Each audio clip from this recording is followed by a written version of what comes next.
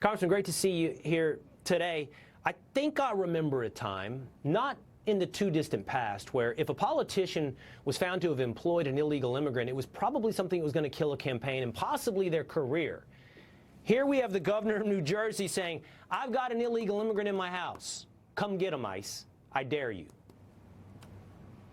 You know, this should be filed under something like you just can't make it up. I mean, it's just so unbelievably bad, so disappointing, so embarrassing. I love New Jersey. I've lived 99% of my life in the state of New Jersey, and just to see this and hear it. He is the chief executive, the CEO of the state, and to encourage illegal activity. You know, I sit on the Judiciary Committee, and you know what I see is it's justice for thee, but not for me. So it's okay for him to break the law. Then maybe it's okay for people to go into stores and steal stuff because they just don't feel like paying for it or they think it's too expensive. Right. Maybe it's okay to attack a police officer because you just don't agree, you know, with law enforcement or you just don't happen to like this individual. Come on.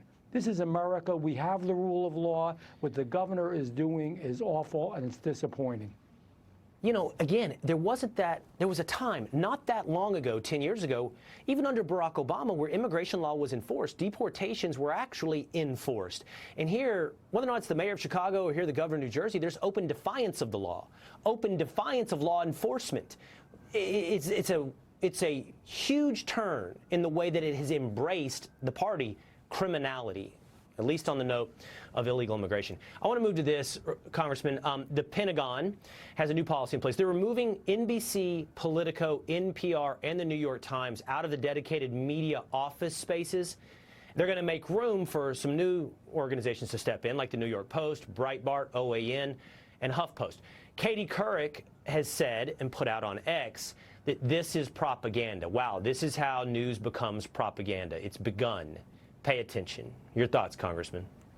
We live under propaganda, right? We were before for the last 4 years, and even under President Obama and others, it was just pushing out what they believe. The legacy media, and people finally got it, and now they understand it, do not represent the truth, do not present both sides, and we have it in our university systems too, where students don't hear about both sides of the coin, don't hear left and right, liberal and conservative. This is a good thing. There should be all kinds of media there, representing all points of view. And for the first time in many years, we're going to have media that's going to give a different viewpoint. Let Americans decide. Let people decide. We are tired of being spoon-fed and told things that aren't true, that aren't accurate, and it's getting old. And fortunately now, we're going to hear more of a balance. That's a good thing. That's an American thing. Yeah, it's a stunning lack of self-awareness from the likes of Katie Couric to not understand how the American public views her, views those other institutions, views them as propaganda.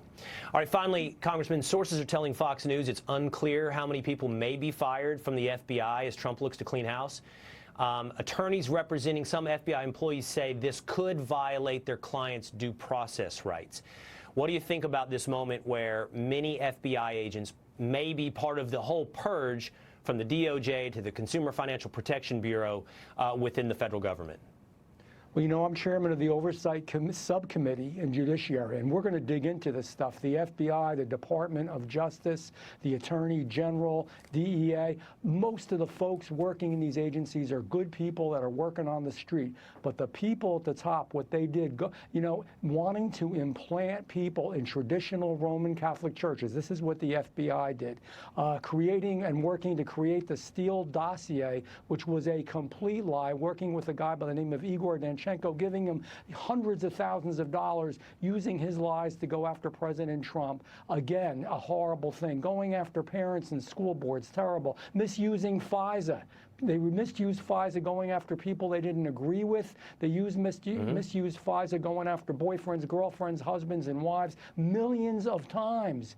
There are problems there at the top. It has to be cleaned out. The FBI is there to protect us from the bad guys, and unfortunately, Americans need protection from some of the people at the top at the FBI. It's good that it's going to stop. Again, it's a fairness thing. Justice for everyone. Accountability for past politicization of all of these departments. All right, Congressman, great to see you. Thanks for being with us.